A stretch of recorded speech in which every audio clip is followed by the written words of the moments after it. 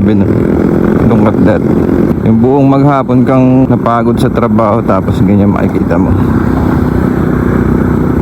Dito nga lang pala sa Pagbilao, Quezon. Diversion ng Pagbilao. Awi na tayo ng Padre Burgos. Hapon na naman, uwi na naman ng mga empleyado. Ayan, ayan dito, ganda. Wow. Hey, parang gandang picturean dito ah.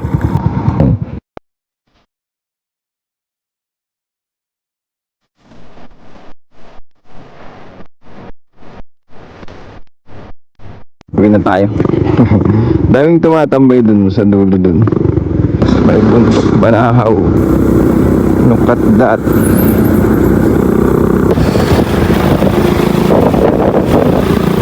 Di ba solid? Parang hindi ako galing sa trabaho maghapon. Ganyan yung feeling yun, na wala yung pagod mo. Kasi na-relax ka sa tanawin. Tanaw pala dito, ang Pulo. Ayun yung tower eh.